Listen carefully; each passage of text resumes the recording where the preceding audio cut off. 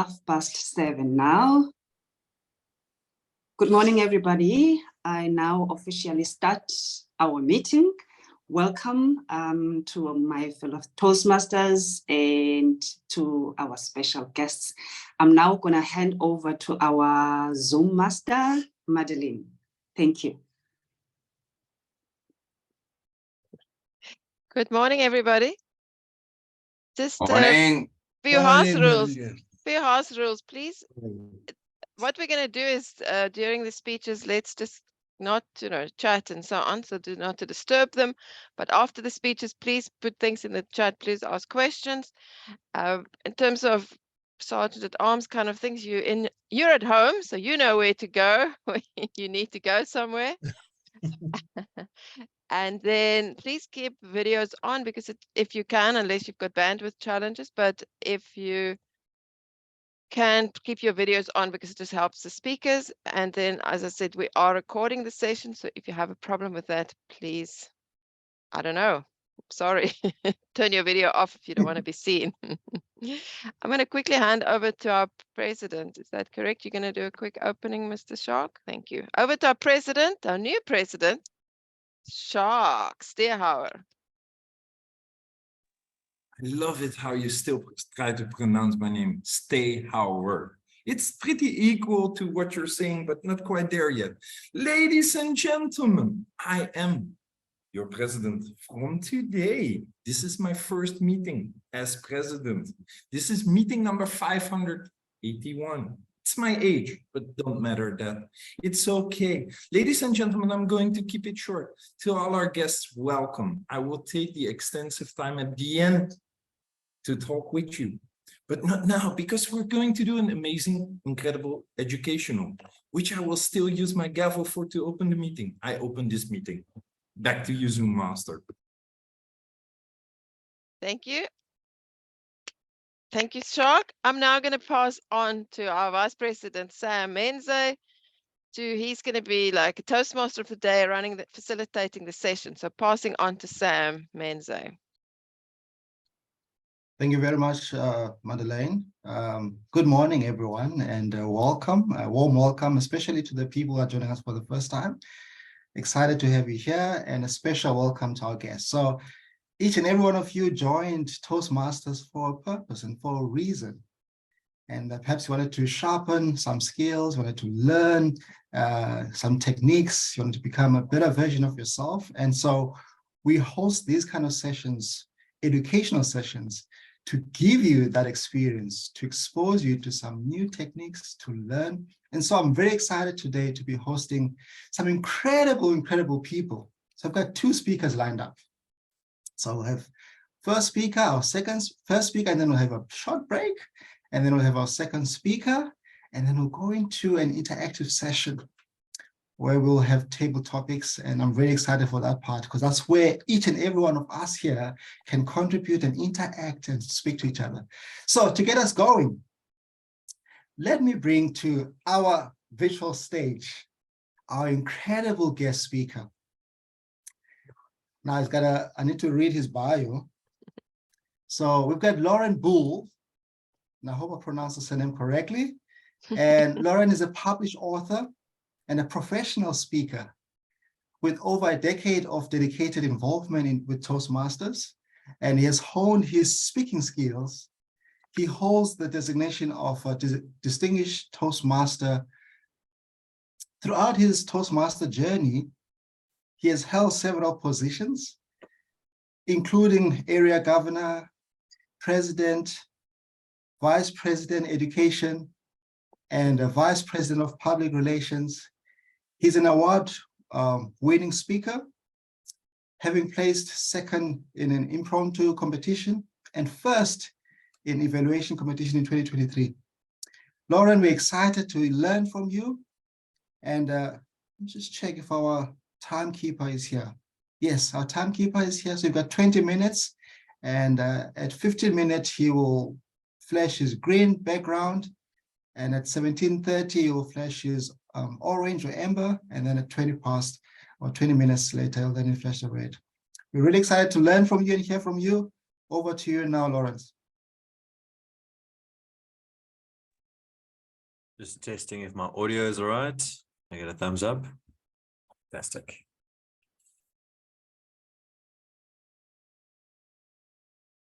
Good morning, fellow Toastmasters. This is the first time that I've been tasked to speak this early in the morning. My club operates at 6 p.m. at night, and most of the clubs that I attend operate at night. But it's a pleasing pleasure and a privilege to be here today. I'm excited to share some of my knowledge that I've gained over the last few years of not only Toastmasters, but also speaking professionally and making a majority of my income through speaking. If I could just get access to share my screen, I do have a few slides that I'd like to present as I go through my speech. You should have access, Laurens. Just check if, let me know if you don't. Yeah, okay, cool, perfect. So today we're speaking around the topic of speak like a pro. How can you turn your speaking into something that people really want to listen to, so much so that they're willing to pay for it? And in order to bring this topic across, I thought what I'd do is I'd first tell you a story or do a small speech, and then share with you some of the techniques and tricks that you can use, and making reference to the speech that I just given. So that kind of makes it a little bit more practical. So I'll start with the speech, then I'll share my slides, take you through some of the specific techniques and learning experiences that you can take to your next speech.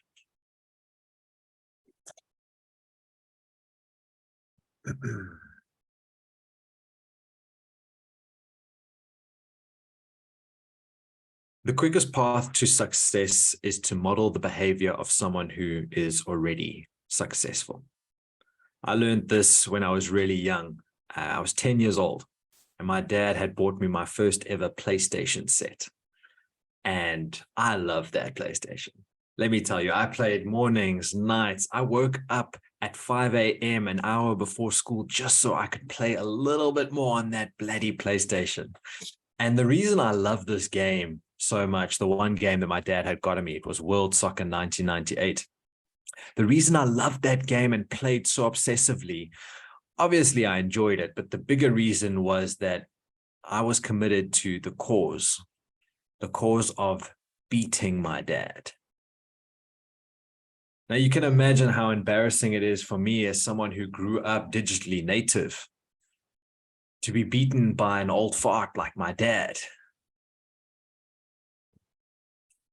But he had an unfair advantage. He had this thing I like to refer to as sausage fingers.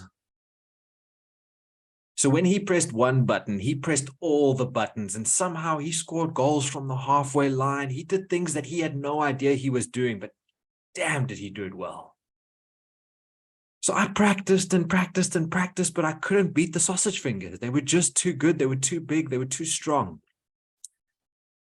And so I went to my friend at school who was known as the FIFA champion, and I asked him how to do this.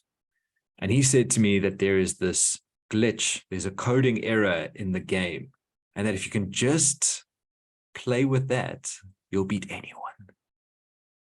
So he showed me how it works, and it was very simple. All you have to do is you have to run on the left-hand side of the screen, 20 meters away from the goal, kick as hard as you can, and you would always score. It didn't matter if there was a defender right in front of you. It didn't matter if the whole goal was full of defenders. Even if Eskom switched off the lights, you still scored. And so I went home. I tried it out. I played against the computer. I played against my sisters, my mom. I played against everybody. I didn't play against my dad. Obviously, I didn't want to show him my technique.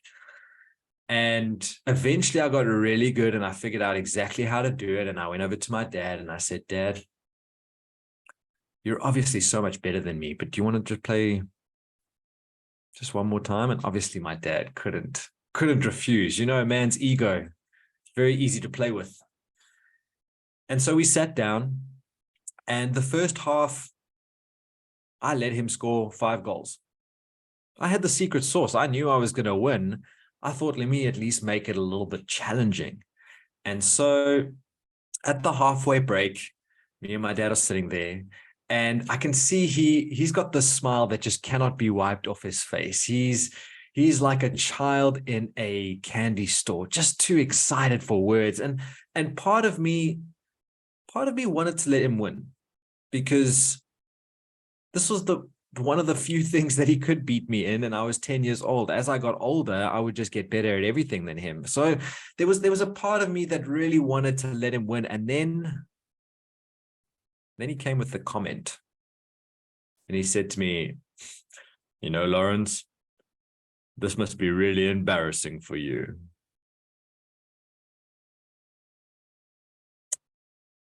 So the start of the second half, I grabbed the ball. I ran on the left-hand side of the screen, 20 meters away, kicked as hard as I could, and scored the first goal. And my dad whispers, beginner's luck. And I'm thinking, Pops, I'm no longer a beginner.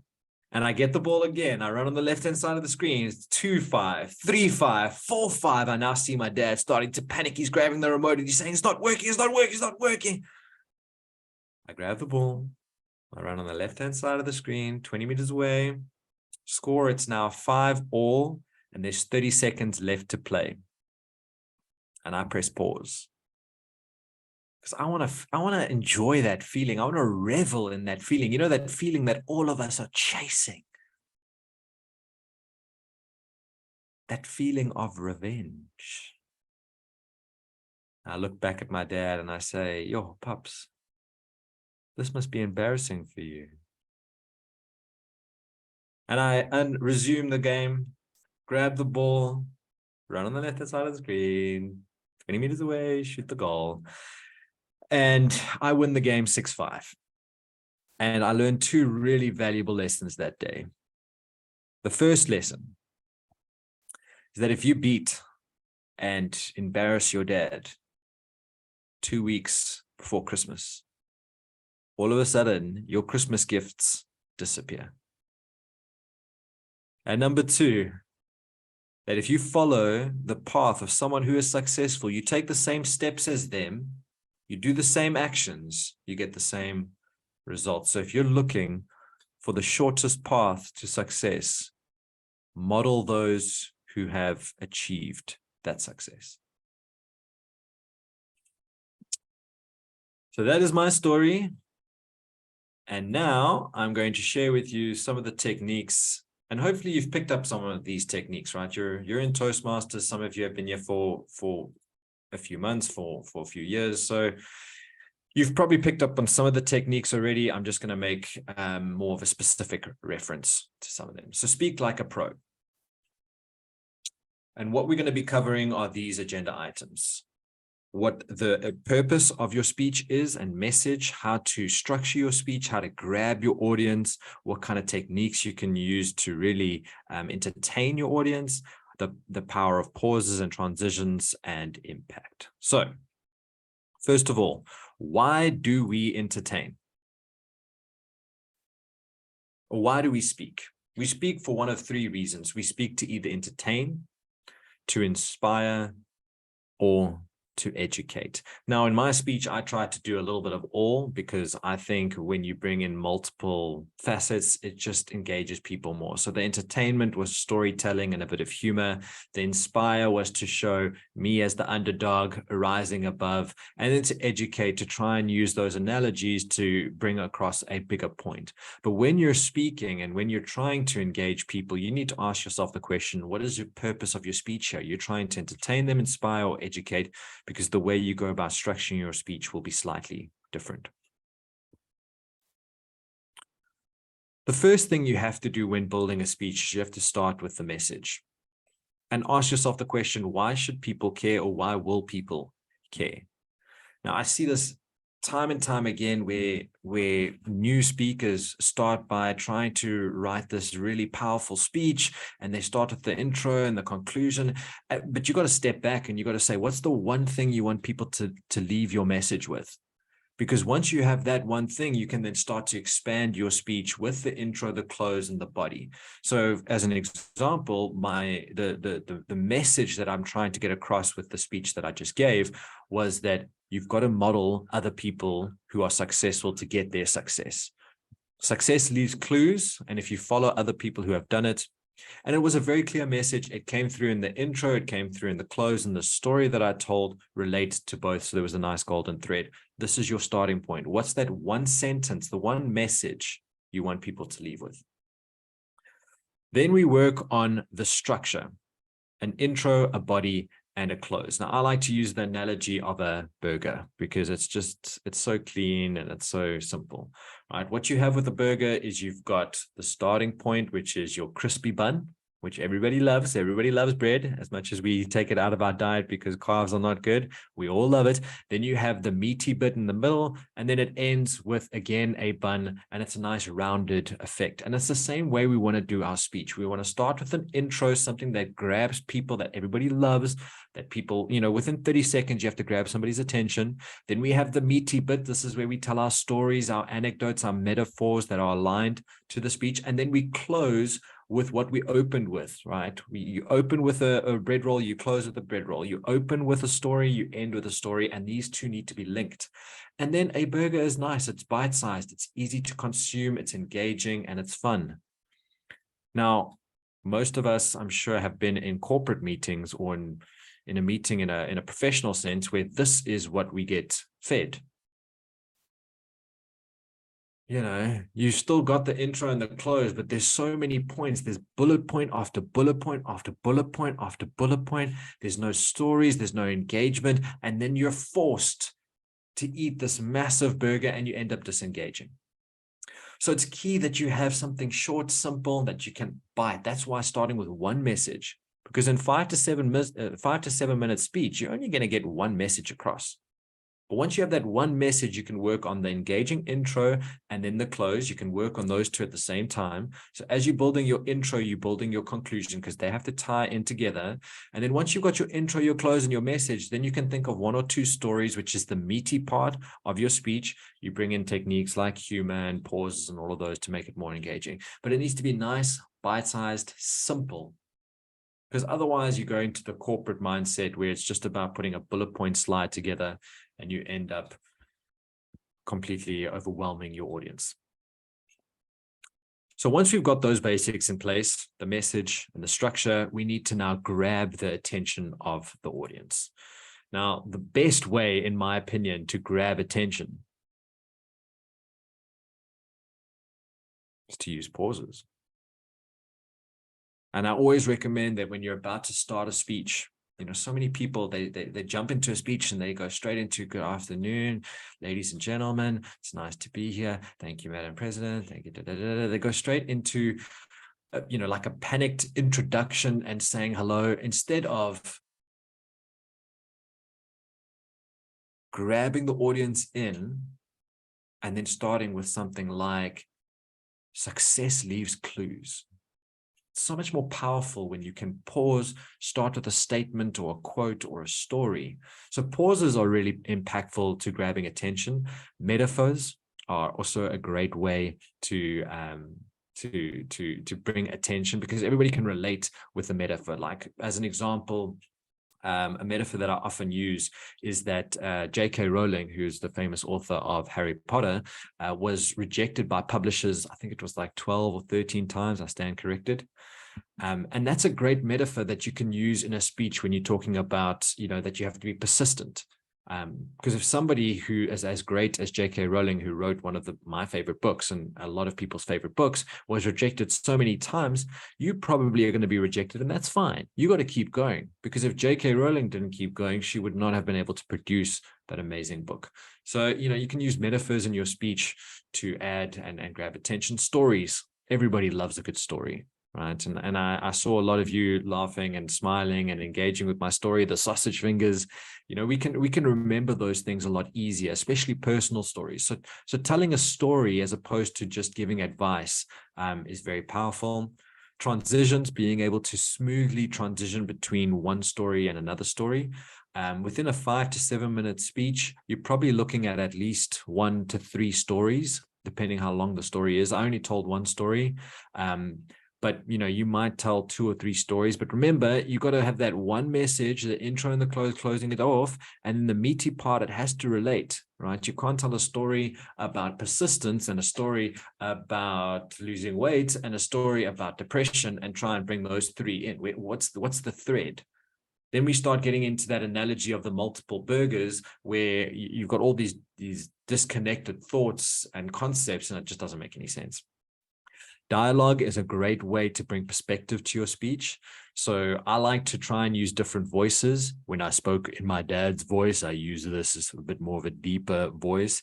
If I speak from a female voice or from my mom's voice, you know, like, okay, I'm not a great actor or a great voice artist, but if you bring dialogue in, it just adds a different perspective to your speech. Humor, you know, one of the best ways to connect with your audience. Body language. I try and use body language, or what I was taught when I joined Toastmasters is to use body language sparingly. Your body language must be used to add power to your message. So in my speech, you might have noticed that I often used the go on the side of the screen, hit as hard as you can. I use the sausage fingers, you know, 1 and 2. Those are powerful uses of body language. But if you're kind of like fidgeting and you're walking, I see a lot of people doing like, you know, they'll like sway, and it's like a twitch, and it's more like a defense mechanism. That's just going to distract you and your audience from your message. Vocal variety is also a great way. Now, you guys probably already know this if you've been in Toastmasters. These are basic techniques, but it's just important that once you've written your intro, your body, and your close, that you look at these different techniques to, you know, engage your audience and bring them in. And then we have to focus on the golden thread.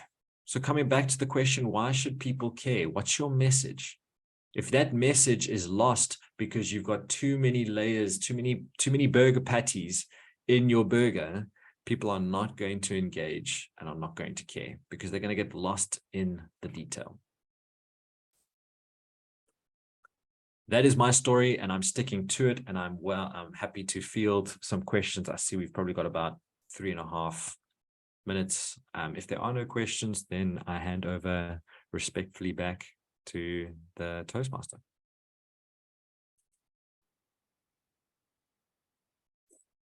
Yes, Ross. Yeah, can you hear me? Yes. Hear me? Yeah, great. I would have paid money to hear that speech. Okay, that's my first statement, and I learned a great deal from it. However, as a professional speaker, I'm sure you take many blows, and some of the things perhaps which people say to you, you can discard. And in the case of what I'm going to say, you've got a choice of discarding this or not. And it is a small point, but it's quite, I surprised myself when how I felt.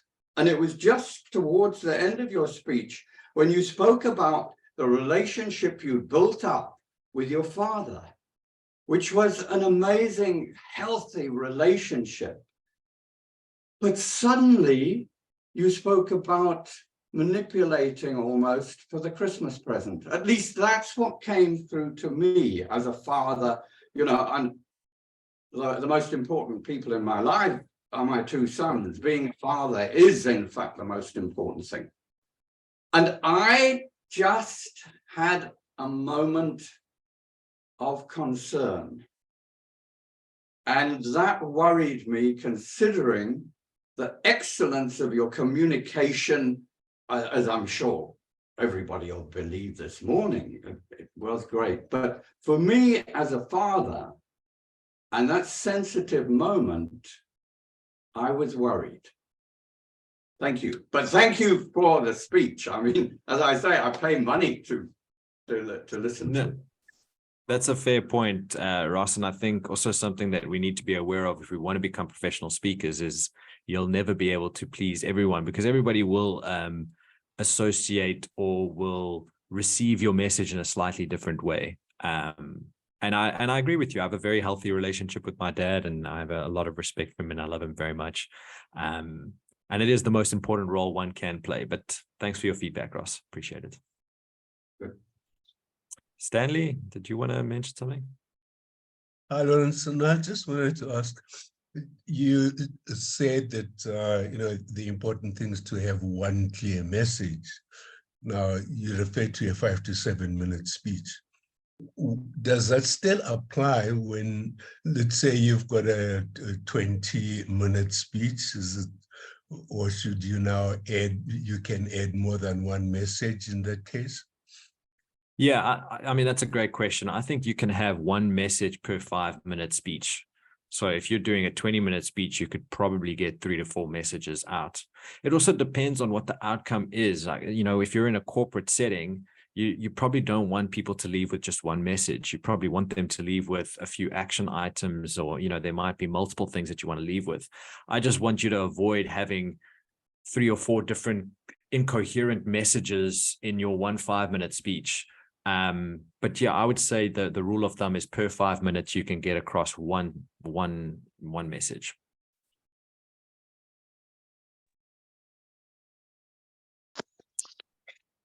Cool. Shana's hands was up first. Yeah, Sean. Yeah. Hi, Laurens. Just a question. How do you become a professional speaker? Like, what are the steps? Sure. I mean, I'm not a specialist at this, but what I did is I did Toastmasters for about 5 years, and I went to every single club I could. I was going like 5 times a week. So I think you've got to, number one, you've got to hone your speech. You've got to become a good speaker, and you've got to build stories. You've got to build messages. I also wrote a few books so that I could be a published author and have that credibility. Then I started speaking at schools. I did a lot of free events. You know, I spoke at schools, at corporate events, wherever I could, I spoke for free.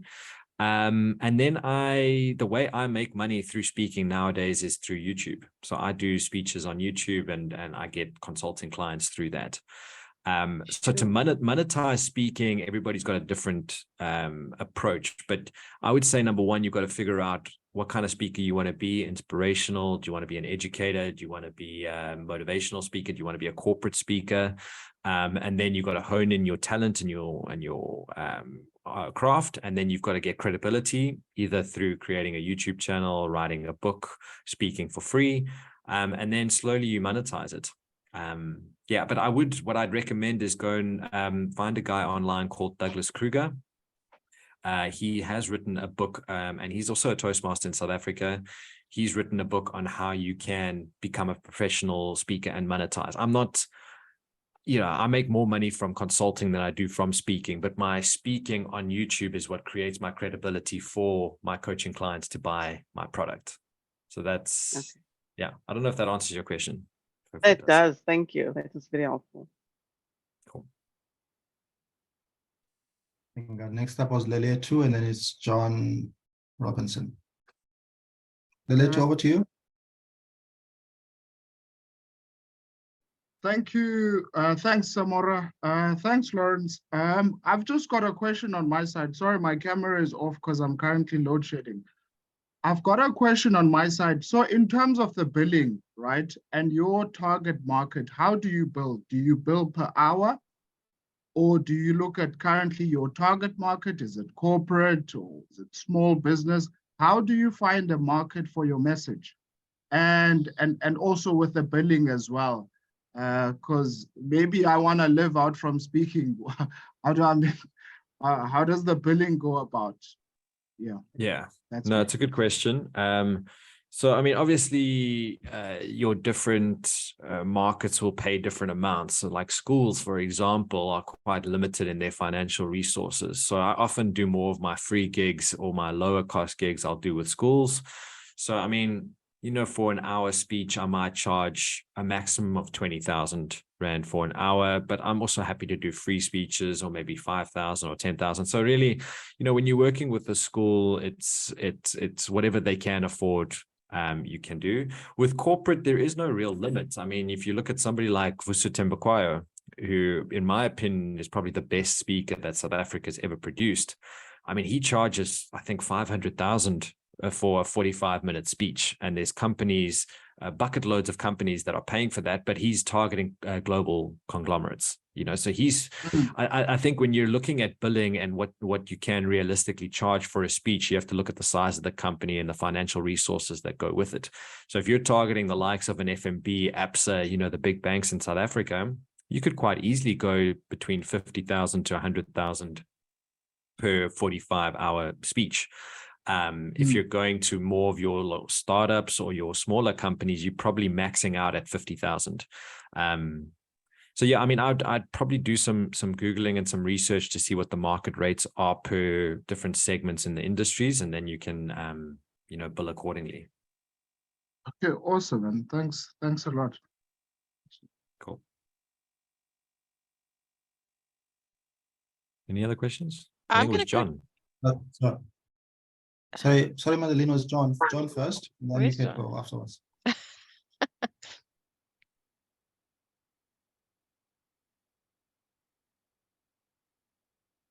John is still there? John, you're on mute, I think. He's not on mute. John, we can't hear you. I think it's a sound challenge. John, we're not hearing you. Perhaps while you're sorting out your sound, Madeleine, you could then ask your question. I can see Shak also has his hand up. Right. I'm going to add myself. So my question was more around entering a contest in Toastmasters International or from a club level. How have you felt that's been helping you? How useful has that been? Is it something that you would recommend? Yeah, that's a great question. So I think Toastmasters is a great platform because it's very encouraging and supportive, and everybody's here to give you your compliments and, you know, to help you along. But that's not how the real world works. When you go and speak in front of a corporate boardroom, or when you go and speak at a school, people aren't there with the intention of giving you affirmation like we are here in Toastmasters. So the Toastmasters setting is a great platform to practice and to learn, but that's not how the real world is. And the competition arena within Toastmasters is much more realistic to what the real world is like. You're speaking, people are judging you, and there's pressure, and you have to perform. So I think, you know, when you're starting out, Toastmasters is a great place to learn. But if you want to become a professional speaker, you have to be competing, because that's giving you some exposure to the real world of speaking. And it's great practice, man. You need to learn how to deal and work under pressure, because when you're speaking in front of 100 corporate executives or, you know, corporate people, they're not sitting there thinking, okay, let's just applaud and let's give this guy encouragement. They're thinking, why should I care that this person's speaking? So John's question is, how much time do you research on your topics that you speak about? I mean, the speech that I did for you guys today and the slides took me about 15 minutes this morning to put together, which will probably seem quite surprising to you guys, but that's 10 years of honing my craft in the making. So I think when I first started at Toastmasters, my first speech probably took me 5 hours to put together, and now I can put a speech together in under 5 minutes. The thing is, I've got a database of stories, right? So I've got, let's call it 50 stories that can speak to different messages. And depending on what the outcome of the speech is, I can pull 1 or 2 stories, make sure that the message is clear, start with my intro and closing to make sure that the thread is there. So as you get better with anything in life, right? If your first day in corporate, you probably struggle to get your work done within the 8 hours, but after 6 months, you got really good at it. It's the same with speaking. So to craft a 5 to 7 minute speech now takes me under 10 minutes, but when I first started, it took me a few hours. Ooh, I got put on the stage next to Laurens. If that isn't the meeting, now I can finally get an answer to a question I got bubbling in my lovely big head. Laurens, I Googled you. Basically, it means I got onto your Property Boel YouTube. And I actually got inspired by this to ask a question about that one, because you decide to go on a certain niche, which I understand but how did you find this niche? Because I know there are a lot of inspiring people who want to get inspired to find their own niches. So how did you discover this niche for you? Because I know a lot of people in the club and for sure in the audience of 24 will have this burning question, but they don't dare to ask it. And that's why I'm doing it. Yeah, no, it's a good question. I mean, I think as an entrepreneur, you have to pivot. You have to get feedback from the market or from the world, and you have to pivot. So my first intention was to become an inspirational speaker, to speak at schools and to talk on topics like anti-bullying and emotional intelligence and all of that kind of stuff. And I really loved doing those things, but they didn't pay the bills. So I would speak at schools every other week, but it was always free, you know. And I kind of fell into the property investing game because I wanted to build a passive side income so that I could focus on speaking and you know, doing what I love. So it was really, I mean, there wasn't like a strategy behind it. I guess I kind of just fell into it. And then when COVID hit, I started doing YouTube videos on my journey as a property investor. And all of a sudden, I didn't become viral, but it started to grow substantially. So I did YouTube for about 6 years, talking about emotional intelligence, confidence, all of those softer skills. And I think I had like 300 subscribers in 7 years, which is not a great track record. And then when I did property investing during COVID, you know, I think I'm on 7,000 or 8,000 subscribers now. So it's just been an exponential growth. So it's, you know, oftentimes you have to try things and see what the response is and get feedback before you venture forward. It's yeah. There's actually one tip I could give you then, Laurens. Fail quicker. Meaning if something doesn't work, go and do the next thing. Because 6 years is a long time, you know. 6 years not earning a dime wouldn't make me bankrupt. That much I know. No, thank you very much for your lovely speech, and I'm just trying to give my 2 cents. Thank you for this, and unspotlight me, and I go on mute. Yeah, I think we'll all agree that Laurens, your speech was inspiring. It was impactful. And love the humor, but you've just been amazing. So thank you very much for your time and for the lessons that we've learned in your speech. I'm just wondering, after you've mentioned 50,000 Rand, how much do we owe you? No, this one's on the house. Maybe just grab me a coffee next time. And so, Laurens, before we go into our recess, you mentioned some books that you've written some books. Would you care to just drop them in the chat so that we just have a idea of the books that you've written? But thank you very much.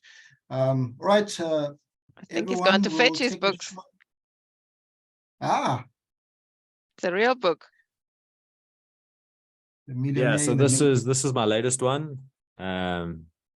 It's all business books and property related, like that is my niche now. But Millionaire in the Making and Financial Freedom Through Property. But yeah, I can put the links in the chat. Thanks. Thank you. Right, so everyone will take a short break for about 4 minutes. So we should be back at 8:11. It's 3 minutes. 8:11 is we back. So go get up, stretch, grab a coffee, and be back again at 8:11. Thank you. Sure, thanks for that, Laurens. It's really good. Excellent. Yeah, no. I think I remember your speech when you came to present your first book at Sandton Club. Remember, Stanley? At Sandton Toastmasters Club. You came and presented your first book. Yeah, I did. Yes.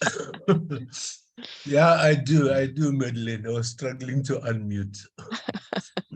I was so obsessed with Toastmasters. I mean, that really is the secret, right? It's just practice, practice, practice. It's not what people want to hear, but you know, I was doing Toastmasters like 5-6 times a week at a stage. I was going morning club, afternoon club. I mean, it's just a bit crazy. And now I just have one club and I meet every 2 weeks. It's actually quite nice. I feel like a normal Toastmaster again. Gosh. Yeah. No. I'll buy you a coffee there. Which we've got club do you belong to now, Laurens? Toasted. It's a Cape Town-based club called Toasted. Oh, It's a okay. club that Verity Price started. They meet in Wow. town. Right. Mm. I see there's lots of visitors or guests this morning.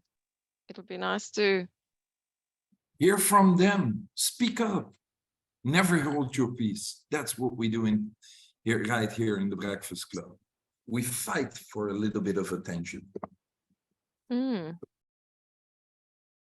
I think, I mean, Well, yeah, I saw Alf being on video earlier. Perhaps he Hi, wants Alf. to say something. Good morning, Madam Toastmaster, fellow Toastmasters, and welcome guests. My name is Alf Rostovsky. I'm a member of Igoli Golden City. We are one of the only clubs that actually trains people with disadvantages. Our home club and home turf is St. Giles in Johannesburg, Kensington. I'm not sure if everybody knows where that is, because I hear that you are from Cape Town. I'm not sure if this club is based in Cape Town. I'm not sure where I am in the world, but I You're am online. on the Toastmasters Club, which is important. And thank you very much for the invite. It was most inspiring, and more importantly, you know, being a Toastmaster now for 10 years, I've really struggled, and it is my objective each and every day to learn one new point. And it's actually made my day because I've learned too many points. So thank you very much for that. And thank you for the opportunity talking. Appreciate it. Thank you, Alf. That's why we're a morning club, because we just start our days so much better, isn't it? As a Zoom master, I'm handing back to our Toastmaster of the day, Samora Menze. Hi, thank you, Madam Zoom Master. Good morning. I hope you had a nice break to stretch, had a refill of your coffee or some water, and inspired this morning by our first speaker. And things are now getting heated in here. And so we are excited to be handing over to our second speaker of the day, our former president, Jon Jon San Juan, who is joining us from far, far, far away, not in South Africa, not in Cape Town. Seems to be a thing with our club that our presidents tend to be away from us. But lovely to hear from you, Jon. We're really excited to be learning. And yeah, over to you. Thank you, Sam, Toastmaster of the day. And good morning, fellow Toastmasters and distinguished guests over there. Today, I want to share with you some valuable tips of how to deliver evaluations for our Toastmaster speeches. I'm going to break it down into two phases. The first phase is going to be more of an educational explainer, just to go through the basics, because I noticed that we do have a lot of new people here and we have some veterans. So yeah, evaluations play a crucial role in our growth and development as speakers. So let's go ahead and dive in. I have 7 steps to use as an evaluator to do an effective speech. And this is the basics real quick. Hold on a second. First, we want to establish a positive atmosphere. I think the beginning parts of this is to really connect with that speaker. If you don't connect with the speaker, then why give it an evaluation?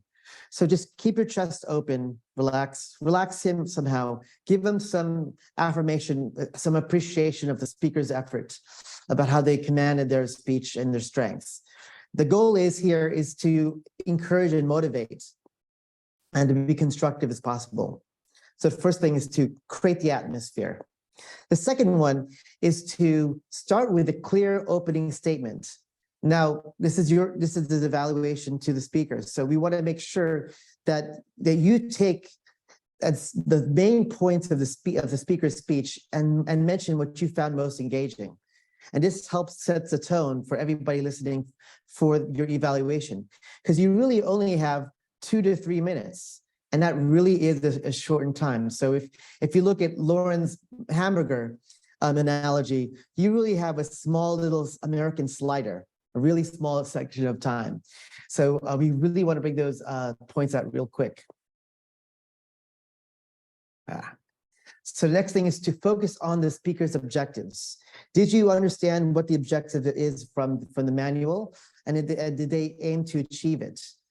This is the time for you to focus on those type of things. You also want to provide specific examples in the evaluation. Specific examples like did the speaker struggle with the vocal variety, the hand gestures? Some of these examples provide the clarity and makes your evaluations more actionable. Next, we want to talk about the constructive criticism. Basically, it's the hamburger effect of giving some appreciation, talking about the good things, some of the things they need to work out on.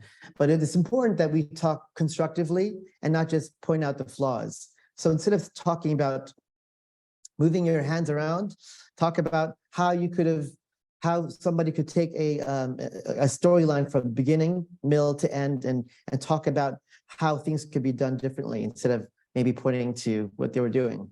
The next thing is doing yeah. Are you trying to share your screen? Are you meant to share your screen? Oh, no, not yet. This is the base Oh, not stuff. yet. I'll talk Apologies. about the tricks afterwards. No problem. Next is balance and praise and suggestions. It's all about the balancing of the positive feedback and the things of improvement. And lastly, it's the seventh thing is to encourage the self-reflection for them to kind of realize that they have, how do you think your speech impacted the audience? What kind of specific techniques would you like to work on your next speech? Work on those kind of self-assessments so they could go take it back and work on themselves. And then at the end, you have that outro speech about a nice conclusion. So those are the basic 7 steps of doing an evaluation. But we're the Breakfast Club, and we're not just all about that. We want to try to get tips and tricks on sharpening the saw and becoming more of an expert as well. So I'm going to go over that as well. So hold on 1 second. Let's get that slide out.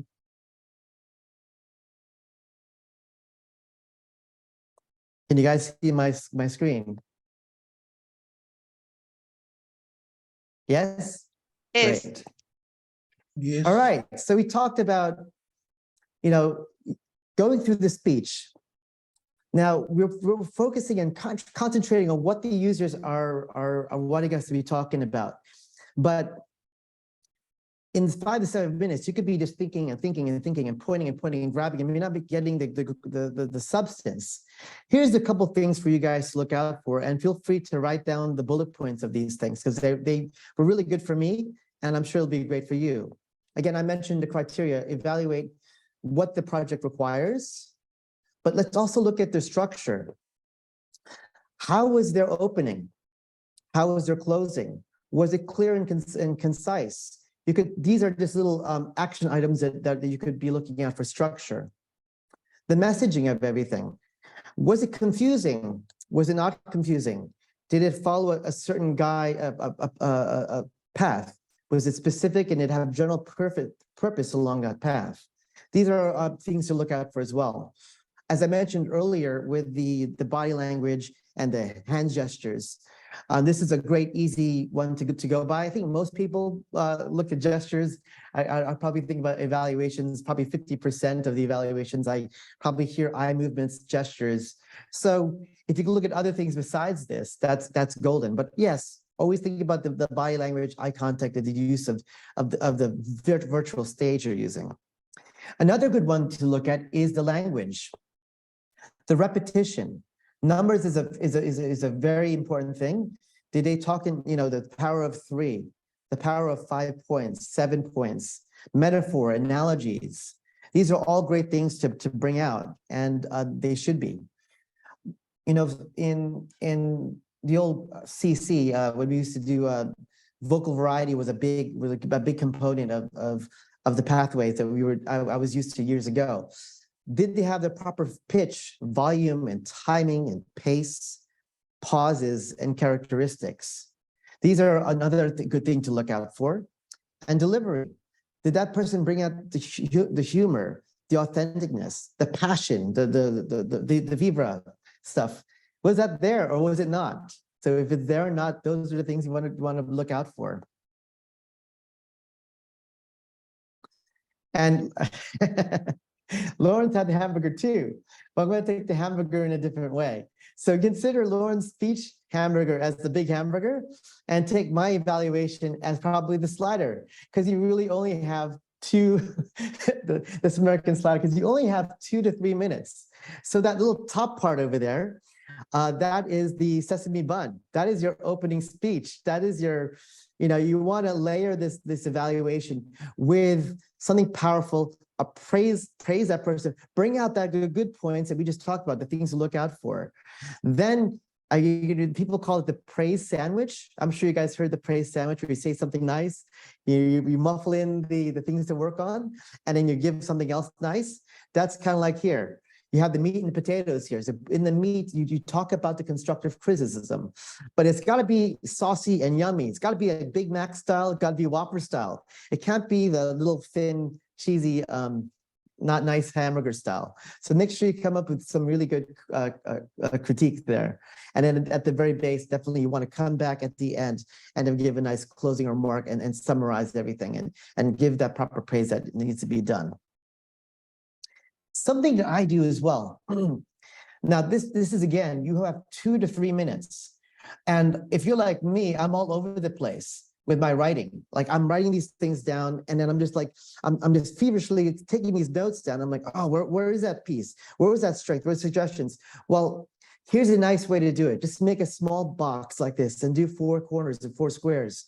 And this section, write a couple words for strengths, area to improve, suggestions, in summary during the speech that you're listening to. That's going to be by far so much better than jotting a bunch of things down all the time. And also too, gives you something to look back on, because I don't know how much time you'll have between writing down and capturing your thoughts to actually speaking. So let's take a look at this worksheet. The opening remark here. People in evaluation contests, you're going to remember the opening remark, the overarching closing remark, and that, what was the main juice of your evaluation. Something that's really not mentioned a lot in evaluations is coming up with like a beginning remark and a closing remark. So it's very important to have that kind of beginning. What was it all about? Give some light of what the topic is and put your juice into that opening. Then talk about the speech and give that closing remark and some kind of inspiration about that whole speech that he just gave. Because you're not giving a speech just to the speaker. In fact, you're actually giving a speech to everybody in the audience.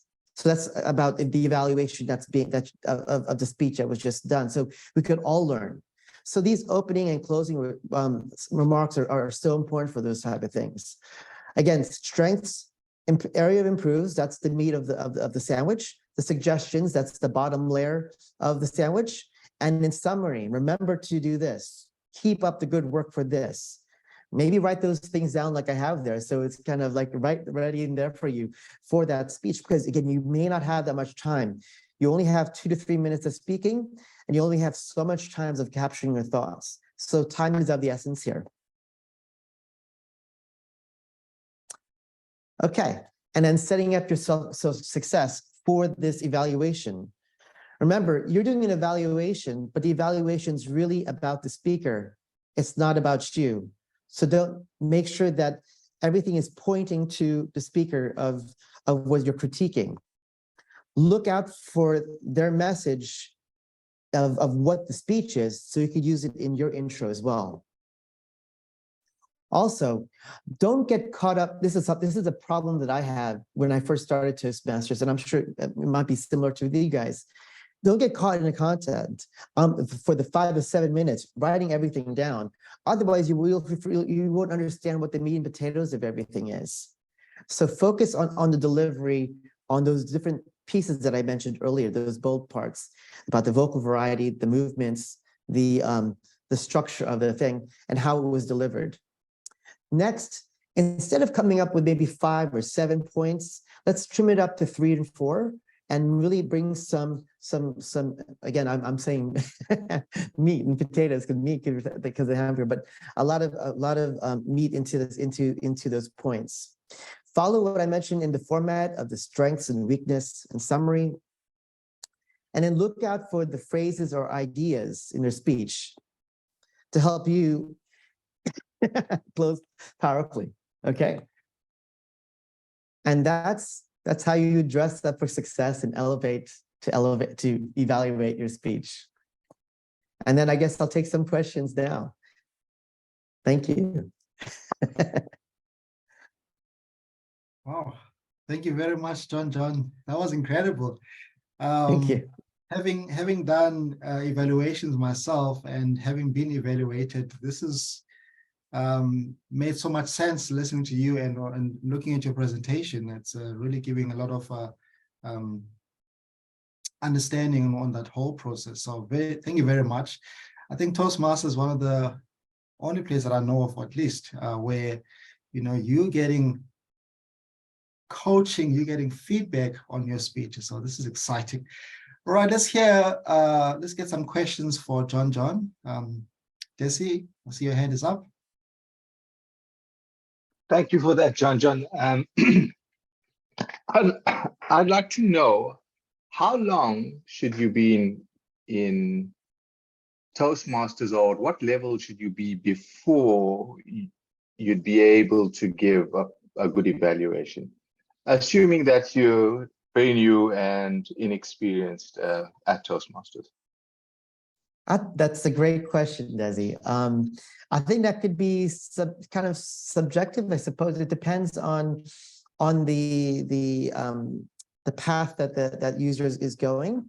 I would probably look at people who would start the evaluations to probably evaluate the people who do their icebreaker speeches, and potentially, at least years ago, they would say, after you've said maybe 2 or 3 speeches in Toastmasters, you could have that ability to start evaluating. And I think that's where you probably could have that capacity to work on an icebreaker evaluation, because you have that understanding of the structure. But I would say 2 to 3 speeches, and then to work with the VPE, the Vice President of Education, because they have an idea of where you're at.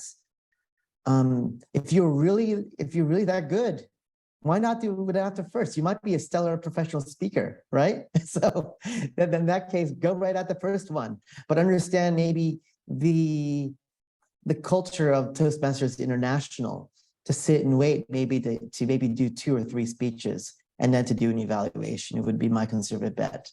Thank you, Desi.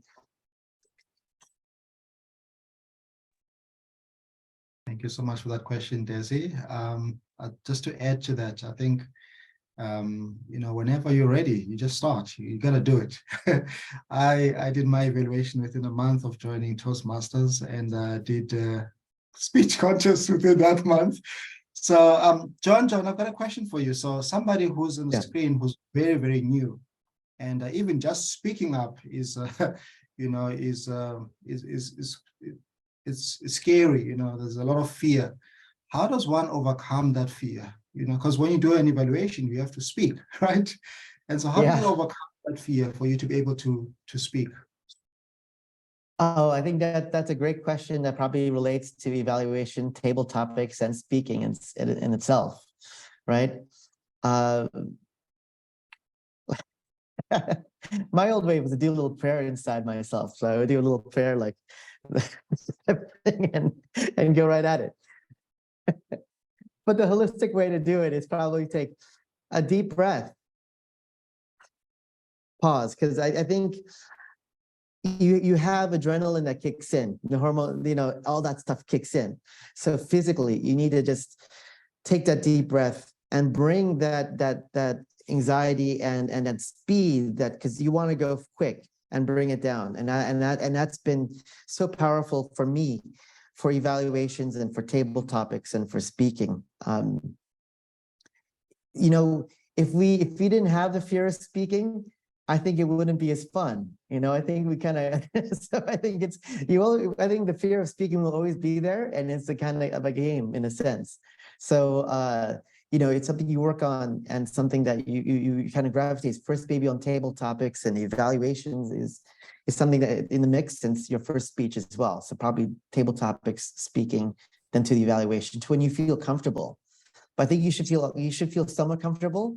VPE might, knock on your door and, be ready to take the call because that's what we do.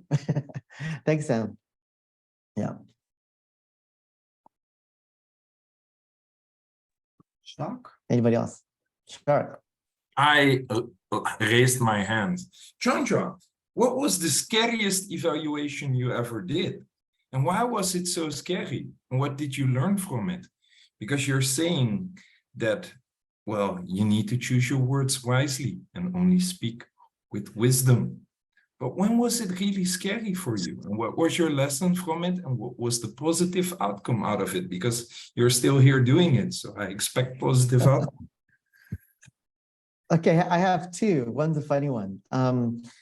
I just started dating this girl in Toastmasters and we went on a couple of dates. And then I had to evaluate her icebreaker. And that was tough for me because I was still new at it and she was also new at it as well. And we're also new at the relationship. So all those things are going at me. And then that was kind of fun and exciting. But I'm still here. Different person though. It's okay. It was a different thing.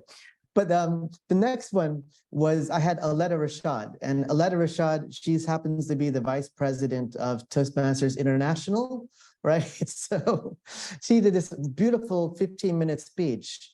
And I'm in the advanced Toastmasters club. I forget what it was called at the time. And whatever that club was, I had to give a nice 3-minute speech to Aletta. And she was looking directly at me because she's well educated in this stuff. So her eyes were engaged to my eyes. And that was pretty scary, but I gave it well and she loved it. And that was it. Yeah. So, you fight on and you do it. And that was kind of fun. You learn and you grow. Thanks. So basically what you're saying, Jon Jon, is even if you fail, it's okay to do it, right? There's no such thing as a perfect evaluation.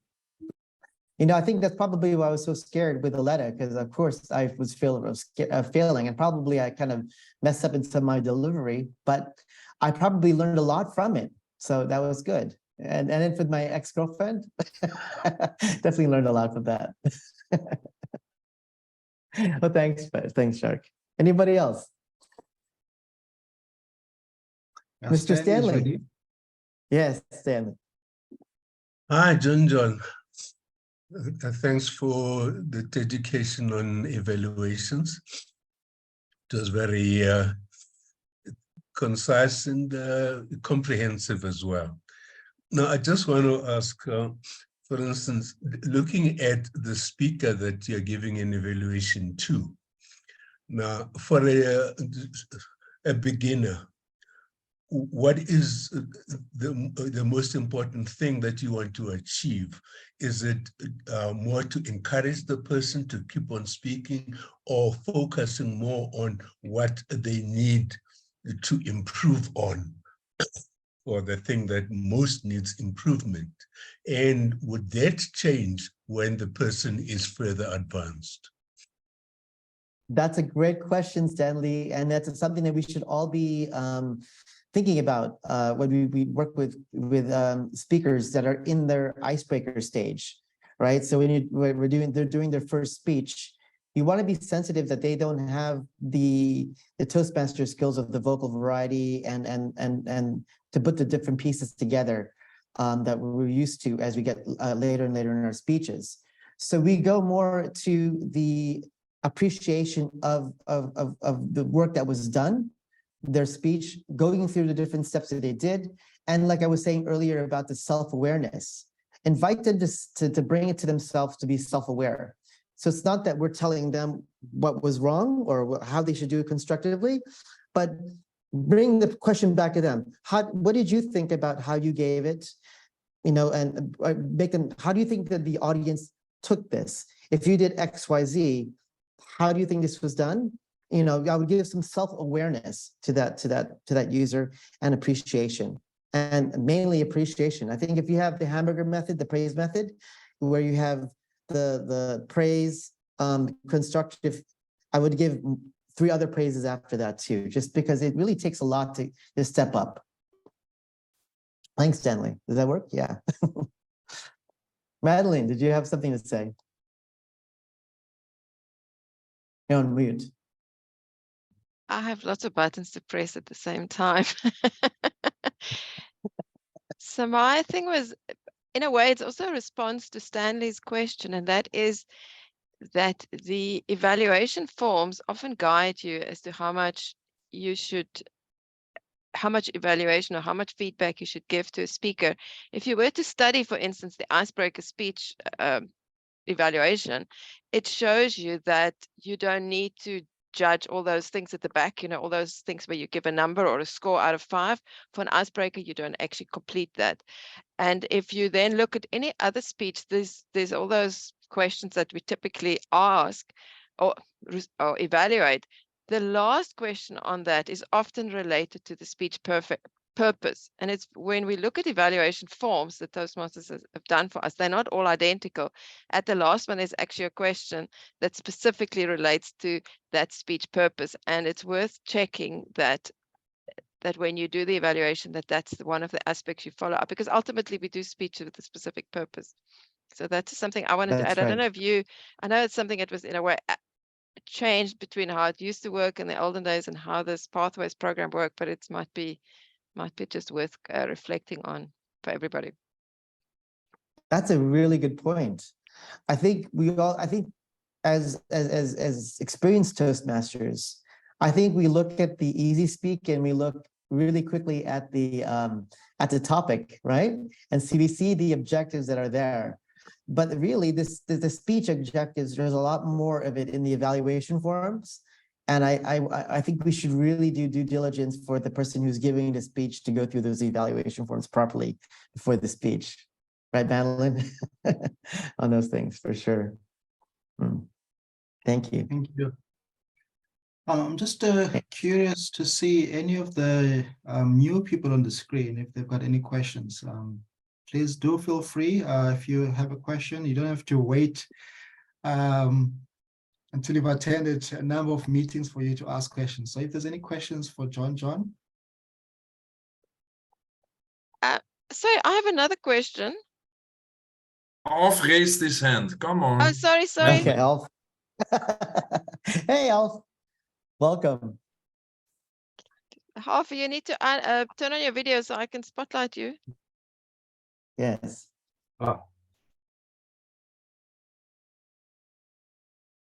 Good morning, Jon Jon, and thank you Good morning. for a lot of valuable information. I would like to ask a specific question because evaluations are my favorite. I've been involved with a lot of evaluations, and what I find is that with the evaluation, we are there to elevate the person, not to eliminate the person. Hence, if you have a remark that says, where you say, please concentrate on, I'm going to give an example, hand gestures, just a simple example. Now that offends the person and we lose a club member because you've offended them. Now we try and do it in a gentle way, but some people don't like criticism, just as if they were in a meeting with their boss and their boss says, please do A or B, they get offended. Can I kindly ask, how would you do that, be it for a beginner, like an icebreaker, or a more advanced, in a gentle way? Please now ask that question. Sure. So they say, when you're doing professional speaking and we're doing our speeches as a speaker, we read our audience to see the tone of the audience, right?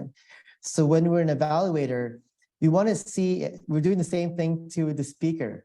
You want to be, I think that first part that I mentioned earlier, that connection to that speaker.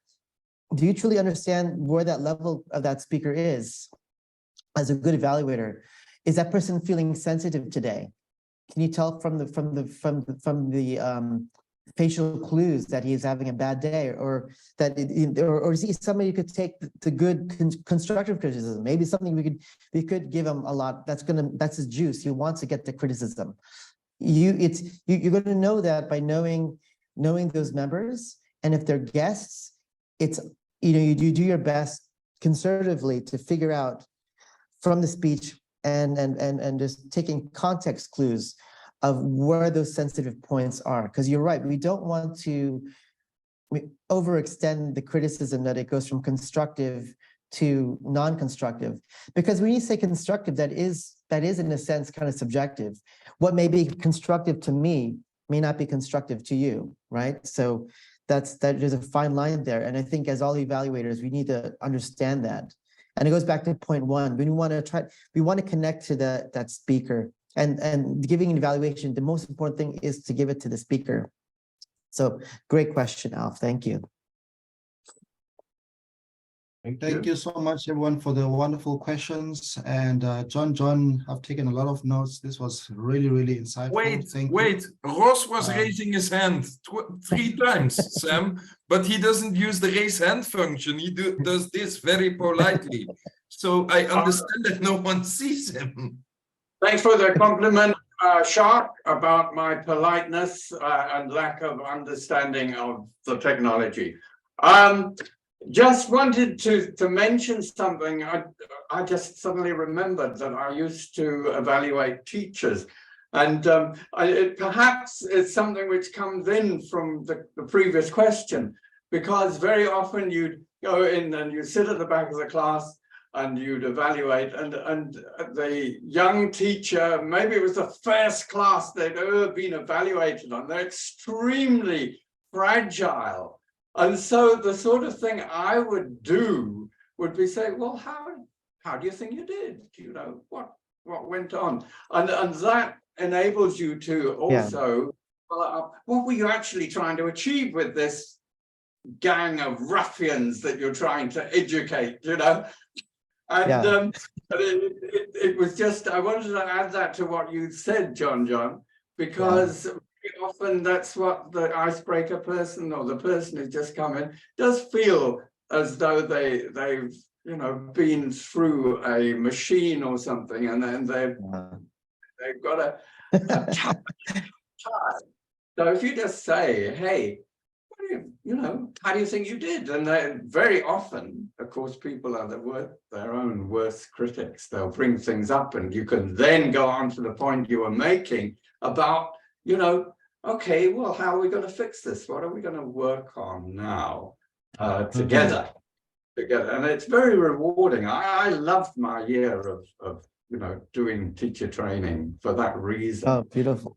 Again, it's about that self-awareness. You could empathize, having been through the machine yourself. It could be at times rough. Exactly. Yeah. Anyway, thanks for listening. Yeah. Thank you, Ross. I appreciate it. Just continuing on that, again, on analogies, I forgot to mention analogies. Also be attention of analogies. What it's an analogy to you, maybe may not be an analogy to that person who's a speaker.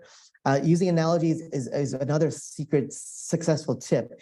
Overarching analogy throughout the beginning to the end of evaluation is also good to do. Example, first, if it's baseball analogy, first base, you did this, second base, you did this, third base, now go for the home run is your conclusion, something like that. But be aware of analogies, because what may be an analogy for me may not be as much for the speaker. Thanks. Back to you, Sam. Thank you, Jon Jon. I'm just concerned for time, but I see Stanley's got his hand up. So Stanley, if you can keep it really, really short. Our final question for Jon Jon. Okay, I'll sit down so I can really be short. Yeah. Look, I was just thinking that, when you telling somebody something that they should improve on, I think if you make it clear that, look, this is my opinion, first give a little encouragement, say, I like the way you did this, but I think that, you could be even more effective if you did that. You know, so you make it first clear that it's your opinion, and you actually say it's just to make it better, not that you did badly. Thank you. Thank you, Stanley. Thank you very much. Can we now go over to our table topics section of the of this meeting this morning? Thank you, Jon Jon. This has been wonderful. There's been plenty of questions. I see Hulani's head is out. Hulisani, I'm not sure if that's a question, Hulisani, or do you want to comment quickly before we go over to Shana? Thank you, Samora.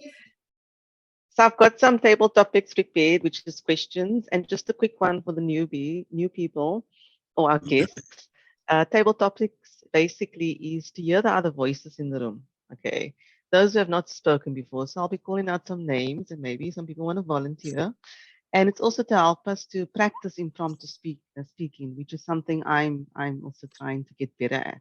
So I'm going to be calling on some people. I have a question that I'll ask, and anyone can answer, but I'm really going to be looking more for the people that haven't spoken yet. Gary, I'm wondering if you would like to take a question, if you're comfortable. Well, we're here to talk, so I'm scared or not doesn't really matter. So, Excellent. Okay, the question is, what was your biggest takeaway from today's speeches? The one that resonated with you the most? It might be because I've heard this analogy before, but the concept of the burger. In my work life at the moment, I'm most likely going to be sitting in some strangely awkward meetings right after this, where I need to give feedback to people. So my biggest takeaway is, well, it came through in the evaluations as well, which I didn't think would apply to me as at all.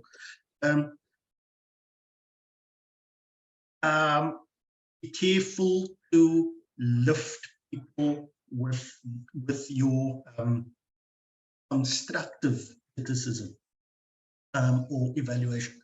That is the biggest idea. Be careful in how you say something, because it can make the difference between lifting them up or pushing them down. I agree.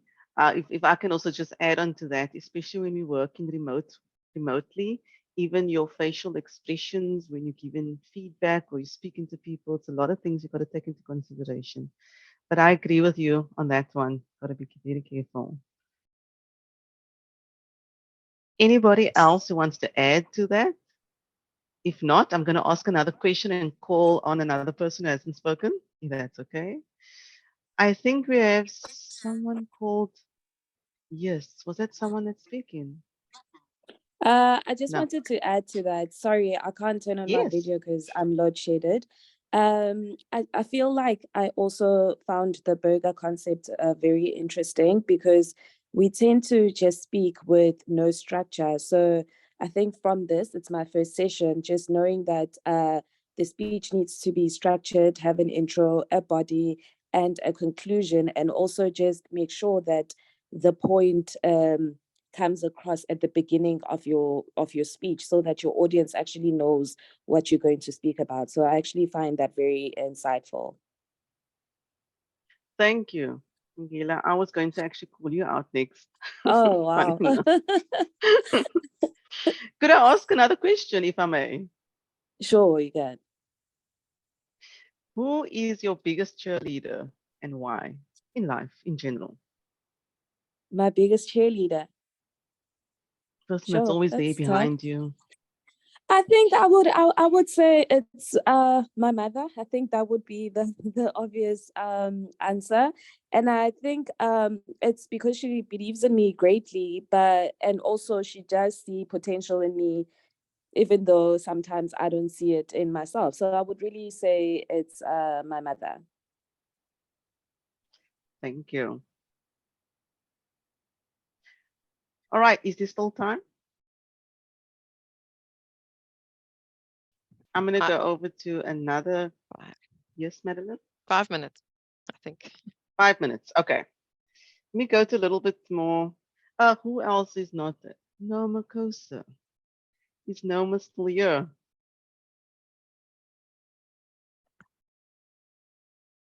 No, is she gone? Okay. There's a Mauricia. Jeez. Yeah. Mauricia, would you like to take a question? Yes, I can.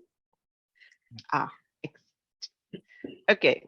Question is, what was the best presentation or speech you've seen? And if you can tell us a little bit why. Ooh. Or even Yeah, you know, it wasn't very specific, but I went to an expo last week sometime, and there was a lot of small business or entrepreneurs at this expo, and just the things that people said, they were so encouraging and motivating, you know, how they started and what they achieved in like, within certain times. And it was just, yeah, it was nothing big, nothing big words and well-prepared speeches and all of that, but it was impactful. That's good. I've been to a few ones as well, also local, like in person and also in online. And it's just those little things that I agree that does actually just, it either connects with you or doesn't. Could be the smallest thing, just like the hamburger thing today. Kind of stuck in everybody's mind. But thank you, Mauricia. I'm going to go and ask one question. I think this is probably more for the people that are more, that's been here for a while. What do you love about the Breakfast Club? Anybody?